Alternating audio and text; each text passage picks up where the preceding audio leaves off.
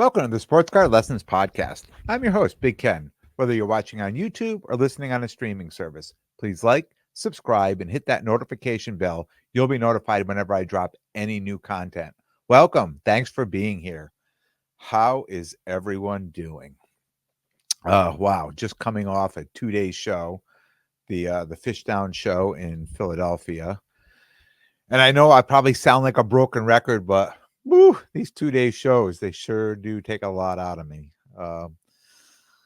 You can always tell by the time drop of the podcast on Monday, if it's Sunday night or Monday morning or Monday afternoon, how where I'm trying to build my energy back up so I can, give you my best out here, but it's never enough to keep me from going back. I mean, I love doing these shows. I love the hobby.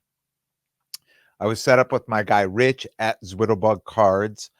Fun to hang out with him this weekend. Um, we were set up right next to each other, and it's interesting that we sell a lot of the same stuff. And a lot of times when I go to these shows and I set up next to people that have the same type of inventory I do, there's always some type of a conflict, right? And had zero conflict with him this weekend. It was very smooth. Things went really smooth, and it was definitely fun hanging out with him. I want to start out by saying, it was a busy weekend here in the Northeast with Fanatics Fest and East Coast National happening in New York City, and Westchester, and the Fishtown show happening in Philadelphia. And a lot of people said, I can't believe you're so close to Fanatics. I can't believe you're going all the way to Philly to set up at his show. And figured I probably had FOMO, right? And leading up to it, I really didn't have FOMO. I mean, I really didn't. I was happy to be going where I was going this weekend. Because I kind of looked at it two ways. It gave me an opportunity, to get a table at a new show in a market that I know is very good. I mean, I know the Philly market is great. They have two shows down there. I've been on a waiting list for the other Philadelphia show, and this show showed up, and I knew this was probably, and I talked about this. This was my opportunity to get into this show because this show is usually a waiting list, right? But now there's all these other shows happening that same weekend, and people are, bailing on one show to set up another show. So I knew there'd be tables available there. So I reached out to the promoter, and he got me right in. And also just being true to myself and kind of what practicing what I preach. It also gave me the opportunity to kind of zig when everybody was zagging, right? There are the people that are usually in there that see something new and shiny happening somewhere else, and they kind of bailed a little bit on this promoter to go set up somewhere else, right? And knowing that people were moving in one direction, I said, let me just try to move in the other direction, right? If nothing else, and I talked about this before, if nothing else, it would get my foot in the door to get a permanent spot at a new show that could be good for me. Doesn't mean I have to take it, right? But that opportunity is there now for me. And going there, I had no idea really what to expect at Fishtown. I knew with Fanatics kind of being all the rage, it's brand new show, first time happening. I was expecting, honestly, I was expecting the traffic was probably going to be light because everybody was going to be kind of, trying to do the new flashy show. Never did the show, didn't know what to expect. I heard great things about the Fishtown show. My guy Brad, who's been on a number of times here, he did the last show there, raved about it. He just said it was a great show, and if you have the opportunity to get in, get in. So that's what I did.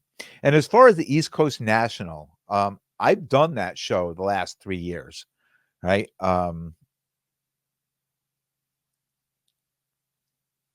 one thing I talk about, the 2-day shows taking a lot out of me. The 3-day shows is, I don't mind doing a 3, like, I would go to the National and do a 5-day show, right? As long as it was going to be, high impact every day, every day, every day.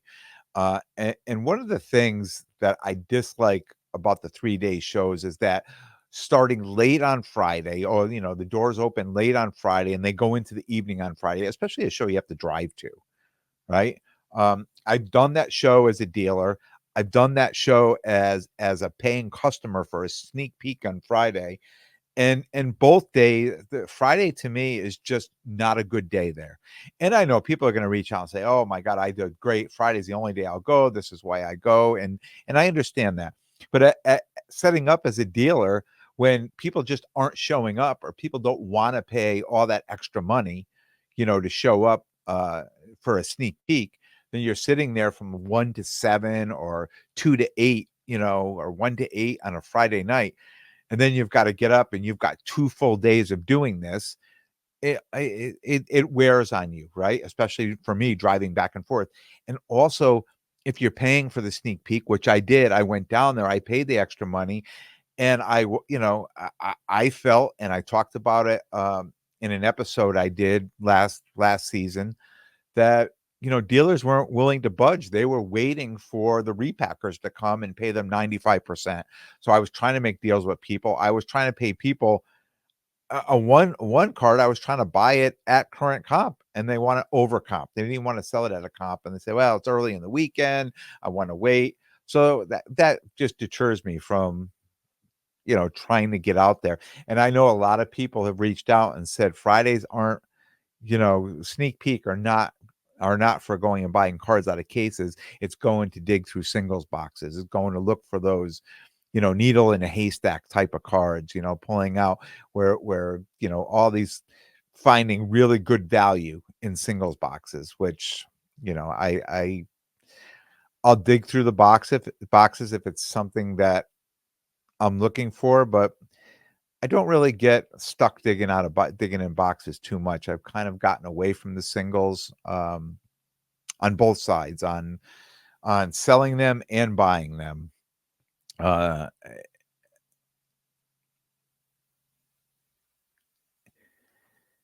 so I just found that Fridays of a show, the ones that I've done, a lot of the local ones, it just doesn't work out for me. It just doesn't pan out, and I would rather just stick to the Saturday and Sunday shows. Um, and even for walking too, like, I had thought about going to Fanatics on Friday, right? And I just thought that, I mean, I probably could have done it. I probably could have swung it by, even though I was getting ready to go to Philly, and I just decided, you know what, I don't want to go down and rush an experience that I really want to take in. Um, and I think, and what I thought about this show, the Fanatic show, and what I've heard from other people, that you really can't get in there and go through in an afternoon and get everything done.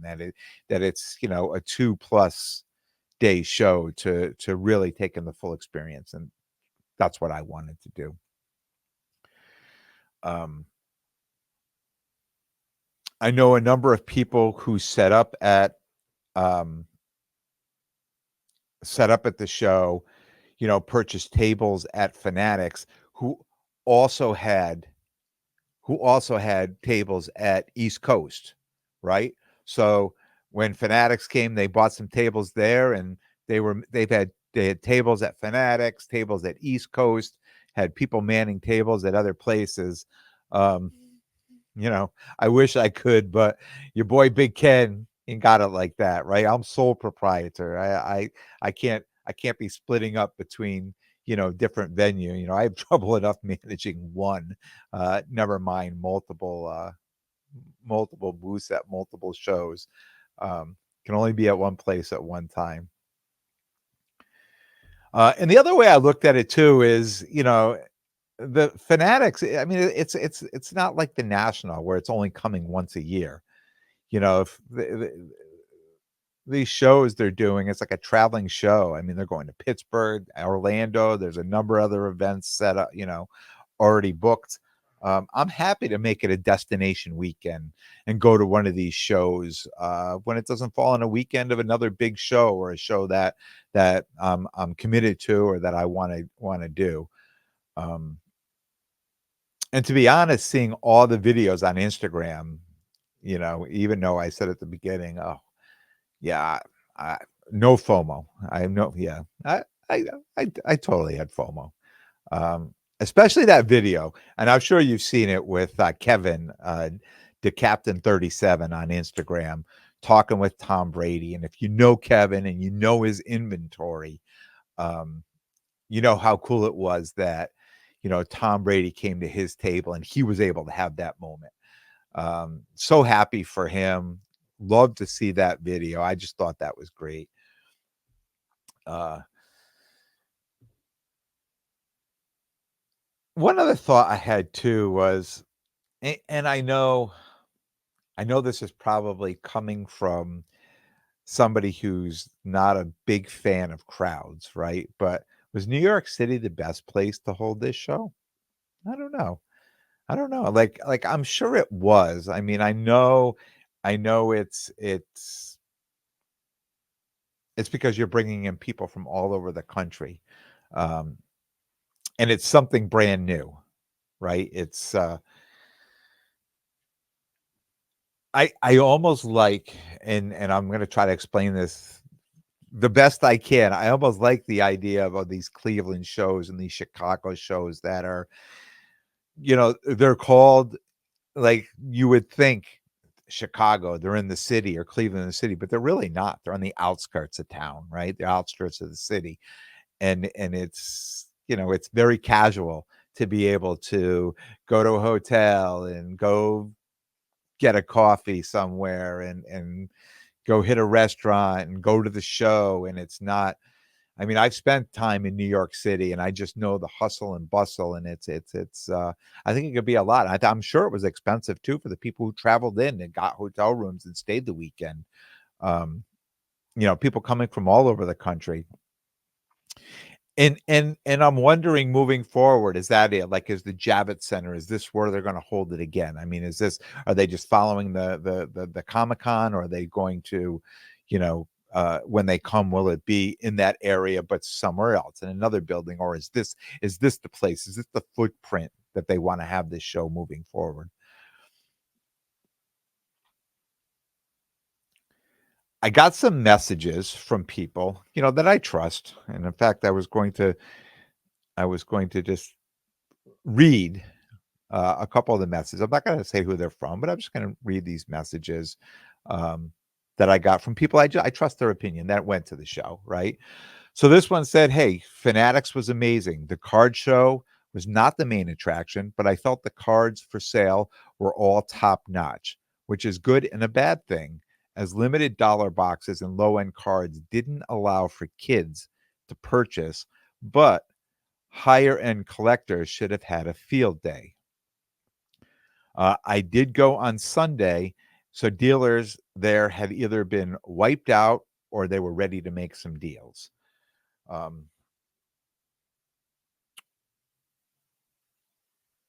Another one here. Fanatics Fest was a really cool experience. The card show part was big, took like 4 to 5 hours to walk everything. Basically mid end and up. No or not much low end, but I think that was more of a space cost thing. Dealers seemed like sales were good from what I could hear. The fan fest stuff was on the other side of Javits, so I didn't really it didn't really interfere with the show and was very cool. My biggest takeaway was if Fanatics decided to put on a 1,000-table show, it would be the best show in the country by a mile, at least from the attendee experience side of it. So two people just kind of saying the same thing. Look, they put a card show in, and I know I talked about the prices of these tables. Um, I felt where I was going, I made the best decision of price wise, a business decision, right? Price wise of what I paid for the table, what I paid for the travel, and how the show was for me versus start going to a show like this, getting a table and really starting from way behind and need to work my way up to cover the cost of, what it was going to be. Um, and I think, wouldn't that be amazing, right? If they made this experience and found the place to put, you know, because then it would be more like a national, right? And if you were able to do this a couple times a year, would this shut other shows out? I mean, if this traveling show just started doing this in all different parts of the country, would this eliminate other shows, or would this just add to it? Is there enough in the hobby that people would still just be attending all these shows?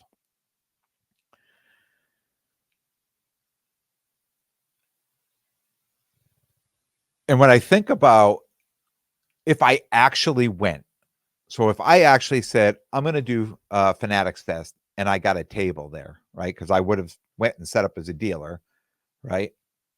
How much of that show would I have been able to experience? Or would I have just been stuck on the card side the whole time and not really experience it? Um, I'm not sure how much I would have been able to experience that show as a dealer, especially knowing that there was two separate sides to this. There was the card show and then the actual fest, the experience on the other side. So my thought, and probably a future goal, right, is to be able to set up at one of these shows as a dealer and then be able to go to one of these shows and just walk it as an attendee and have both full experiences, right? It doesn't mean I can't bring some cards, and when I go to there and sell some cards over on the card side, buy and sell on the card side, but then just go and experience it, just to have a full experience. Um, and I think I would have been bouncing all over the place if I was there this weekend. So I mean, I'm happy with the decision I made. Also with all that said, right? I absolutely think I made the right decision this weekend. Fishtown was an amazing show. I mean, these guys put on a great show. It was at a casino. The show was absolutely busy from the moment the doors opened Saturday morning till closing time on Saturday. Saturday, the show closed at 5, doing deals at 4:30, quarter to 5. Didn't get out of there till probably 5:30, 20 to 6. And on Sunday, the show closed at 4 o'clock. I was still doing deals at 3:50. Right? Probably didn't get out of there until 4:30, quarter to 5. And I had to drive all the way home after that. I moved over 30% of my inventory, um, which really hasn't happened in a long time at any show. To move as much inventory as I did, I'd probably have to go back to last year's national, the amount of inventory I moved. So, and every card I purchased, somebody came up and I bought it from somebody that was there. Didn't last 30 minutes in my case from the moment I bought it and I dropped it in my case. Those cards also sold pretty quick. Um, for the most part, I felt offers were strong. And of course, you have those low ballers. You're going to have them everywhere. And also, what I call the posers, right? The people who come up, and they ask, hey, take all these cards out of your case, 4 or 5 cards. And all of a sudden they go through and they want to offer you like 60% on a lot of cards. And they think you're doing you a favor. Um, when I see this starting to happen, I say right away, look, I can take them all out. We can make a deal, but I'm going to be at 90% across the board. I'm not going any lower than that. And now I've dropped the ball into their court. I don't want to waste anybody's time. I don't want to waste your time. I don't want to waste my time. There's a lot of people here, And if I'm doing this with you and you're only, you don't want to pay me 90%, there's no sense us taking that time. You could be working on somebody else and I can be working with somebody else as well. Um, Good just to put the ball back in their court. Um, but for the most part, I felt people were paying strong. They came, they knew what they were looking for. And in my benefit, and I talk about this all the time, I price all my cards in my case. So if you come to see me, you look in, you see my prices on all the cards, and I price the cards well. I'm not that far away from where the comps are on it. And I try to price the cards the night before a show, so I'm right there on top of it, and I know the comps. I know what the current comps are. I think a lot of times when people show up to my case and they just look in and they see prices, and we know at least a handful, if not more, of what current comps are. And if you're comparing the prices on, the price tags on the cards, and you're probably thinking to yourself, well, he's pretty close, or he's close to the current comps. It's probably somebody I could work with, and I think that really benefited me at this show. Um, most people, when they see that, they'll try to stay and make deals. I walk around, I see people at the show have the same card as I do, and their prices are up much higher than mine, sometimes 20, 50, or $100 more. It could even be over that. Could be a couple $100 more, depending on the prices of the cards. So, um, if nothing else, I think that's why people, come to my table and stay and try to make deals. And if people are buying, I mean, I'm their guy, right? I can certainly, uh, I, as part of this business, and I talk about this all the time, you need to be able to buy well. That's where it starts with what you're buying. It starts with how you're acquiring the card, whether you're purchasing it graded, if it's a raw card. It starts there. So if you can do well at the beginning, you can do well at the end, right? You can make up your own price at the end, right? And you can make up for if the price comes down or the value comes down. You're not getting crushed on the card. Um, and that's where it starts. And I know a lot of people come around in the mornings, I other dealers came and were buying, that bought cards from me in the morning, right? They came before the show started and they bought a couple cards. And I know they're a dealer. I know they're going to put them in their case. So I'm holding firm at what I need to get for the card. And then what I sold them the card for, I end up walking around the show and I see they got the card in their case for like $200 more than what they just bought it from me, or $150 more. And I think to myself, nobody's ever going to buy that card. And it's still there late in the day on Sunday. I'm still walking by and the card is sitting there in the case because it's so overpriced. I mean, it's a great card, right? Everybody, but it doesn't matter how great the card is, right? Nobody's going to pay that much over a card. Even if the card's a $400 or $500 or $600 card, no one's going to overpay $100 on a card. I mean, I just don't see it happening. Um, so, and at the end of the day, they can negotiate down, but I still think they're 10%.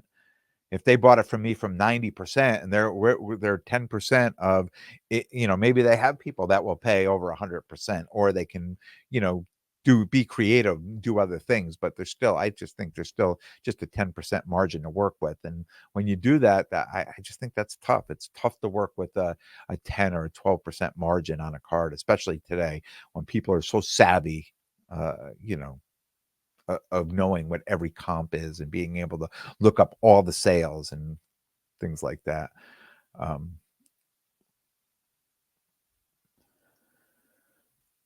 got a lot of deals done this weekend. It was interesting at the show that people wanted to start out talking after the hello, after, hey, how's it going? Good, man. How you doing? And they'd say, oh, this, Tua card, right? Or a Jalen Hurts card. They turn their phone around and say, well, I see this one sold, this one sold, this one sold. And I was just, stop. You haven't even made me an offer yet. And you're bringing out your case. You want to tell me. I'm like, it's my card. It's my job to know. I know every one of those comps you're talking about. That's why the card is priced where it is. You don't need to tell me all that. You haven't even made an offer yet. I mean, you could make an offer and then tell me. If you make me a solid offer, I say no, then you could say, hey, look, this is a solid offer but you could start by making me an offer on a card. You don't have to tell me about all the recent sales. I mean, they're my cards. I know what I priced this card. I looked up those sales. I know exactly what those sales are. And they stop and they look at me like, why wouldn't you let me finish? I'm like, we don't need to waste this time. Like, I mean, I know the last 3 sales on this card, and that's why that price tag is where it is. I said, what's your offer? Like, let's start there. I had a kid, young kid, like 12, 13 years old. uh, he came by Sunday morning and he asked about a Brees Hall card. It was a Chronicles Prism Black, Signatures Green. It was autographed, number to 49. It was PSA 10. It's like a pop 4 or 5 card. And I bought that card raw a year ago. I graded it. It was really to sell last year. Then Aaron Rodgers got hurt, and then Brees Hall wasn't playing very well. So that I dropped that in a box in the office, in the futures box, right? Like down the road. That card, we'll sell that down the road. We're not selling it now. So down the road was this weekend. I finally took that card out. Somebody was selling one there was no public sales, but somebody is selling one for I think $375 on eBay, and I had mine marked at $300. So the kid came and he said, could you do 100 on the card? I said, 100? I said, I have a $300 sticker on there. And he says, what's your best? I said, it's 250. He said, okay. So he left. An hour later or so, he comes back. He did this during the day, like 4 times during the day. He said, are you willing to move off that 250? I'm like, no, that's where I'm at. And I watched the kid. He was going around the room, hustling in the room the whole time. So it was late in the day. It was getting ready to close out. And he comes back and he said, we really need to do a deal on this card. I really want this deal. I said, okay. I said, you have something in your case you want to trade? And he took out some cards, and there was nothing in there I really wanted. And I said, look, it's late in the day. I know you want the card. I said, if you can come up with $225, I'll sell you the card. So he says, I can't do that. I only have $200 in cash. He said, will you take a $30 eBay gift card? And I said, no. I said, just in cash and Venmo, whatever you want to do. He says, all right, don't pack that card up last. I'll come back. All right. He leaves. He comes back. He says, I tell you what, let's do this. Let's flip either 210. If I win, I get the card for 210. And if you win, you get the card for 220. It's 225, right? I said, wait a minute. You said you only had $200. Where did the other $25 come from? He says, no, we got it. And I said, no. I said, oh, you got the $25 now. Let's make the deal, right? Back, forth, hard negotiation. He was about to leave. And he said, 225. I said, yeah. And then he shakes my hand, and I'm standing there with my guy, Rich, and he opens up his pouch and he pulls out like $1,000 in cash. And he's like, figuring out. And I'm like, are you kidding me? We're sat here the whole time doing this, and you've got all this money. I said, you've been doing this all day? I tell you what, the kid was hustling. I like the kid. It was funny. I'm glad he did it. I'm glad he got the card. I know the card is definitely worth more. And as soon as Brees starts playing, it's going to be worth more. So I was happy to sell the card to the kid. Another funny story I had Sunday morning. I just got set up. I went to go get some coffee, and I just left. I went getting Rich and I some coffees at the Dunkin' Donuts downstairs. And Rich says, you have a customer at your table. He says, you have a definite sale. I said, okay, tell him I'll be back in a few minutes. So the customer waited. I come back upstairs, and he's interested in this card that it's a Mahomes. It's a Pop 1 card. He's like, this, I collect him. I PC him. I'm trying to collect this set. And this was the only card I had missing out of this set. And it was, this card's numbered to 10. And I had it listed on eBay. And he said, yeah, like this guy, he's got it on eBay, and I made him this offer, and he responds back, and like the card's not worth that. He's like, I don't know what this guy was thinking, this idiot type thing. And I said, the card's a Pop 1, and it didn't even set in. Like, I was the guy selling the card on eBay, and I remember getting that offer and thinking to myself, I'm not going to let it go on eBay with fees and everything else. It's going to end up being more. So he said this is what I said, "What did you offer him on eBay?" Because I knew what he offered, and I was willing to sell that card. And I said, "Oh, I could sell that card at that much." And he's like, "Oh, okay, good, good." And we make the deal, and he left. And I'm looking at Rich, and I'm like, "It's a pop one." Did he not understand? There's only one of those. I was the guy, right? So as soon as he walked away, I went on eBay, and I took the card off of eBay, and I know he got notified. Right. I know if he had the card saved, right, he probably got notified because like 10 minutes later, he came walking by and he looked at me and he had like this smile on his face. And I thought he was going to stop and say, I just realized it. And I think he did, but he never said anything. He just kept going. So I just thought that was kind of a funny story too, that somebody that bid on a card that I had on eBay that I sent them back, I responded back with a counter offer, ended up showing up at a show and finding the card that they wanted, that they were looking for. I just thought that was funny. So for me, right at the end of this weekend, a weekend that I had the opportunity to set up at any of these three shows. I could have set up at Fanatics, could have set up at East Coast, or Fishtown. From a business point of view, I think I made the right decision. I did very well in Fishtown, probably better than I've done in an awful long time. I got to turn over a ton of inventory, free up cash to, move into other cards, moving forward into the fall with football season getting started and basketball season around the corner and the release of WNBA cards. I absolutely think I made the right decision. From a content creator point of view, probably should have done Fanatics, right? But here's the thing, and I say this to people all the time. In the hobby, what keeps me going in the hobby financially anyways is the dealer aspect of it, right? Because doing this podcasting and stuff, this is the passion project for me, right? I don't get paid for this. This is all, I'm putting my own time in doing this. There's no sponsorships. There's nothing here. It's just me doing this, coming to you every week on my own, right?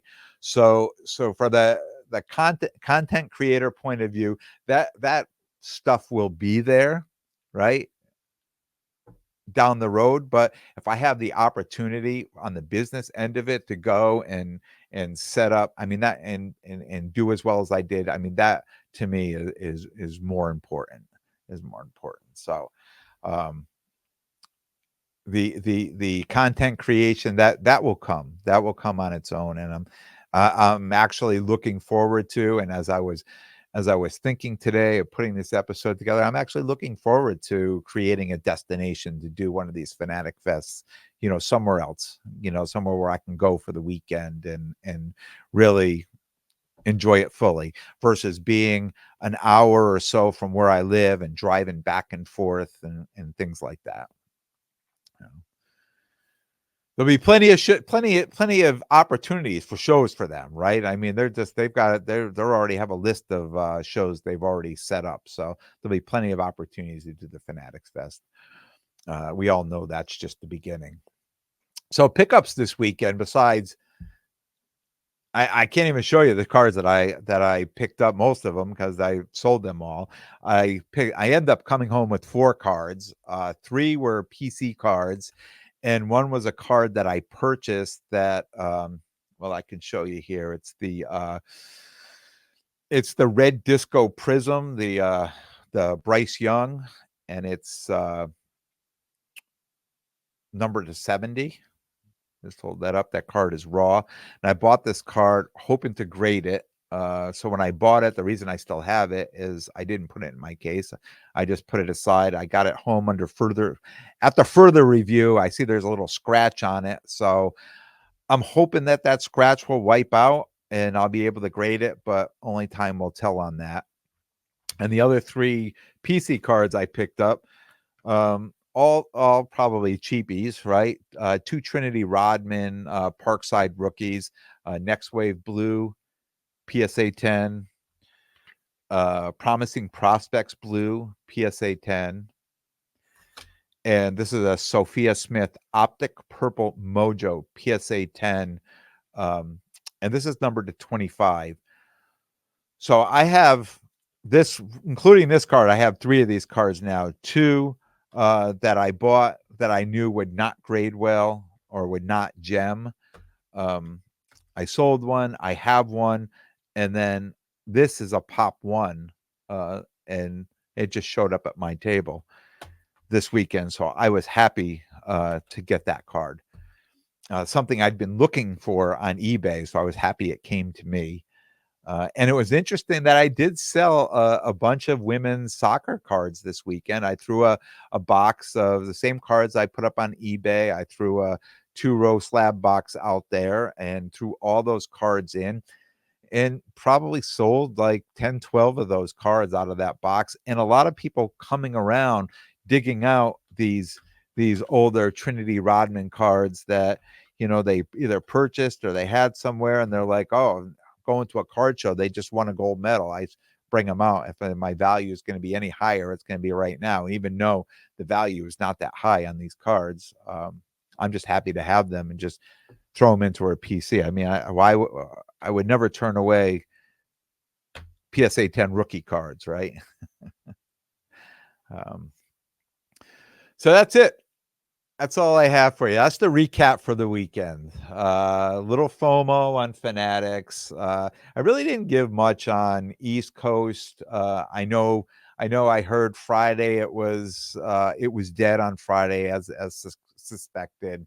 I know somebody was there on Saturday. I asked them to send me a report, but they sent me one line. I did great. They showed up to walk the show. I did great. I sold all my cards, so obviously the dealers were buying there.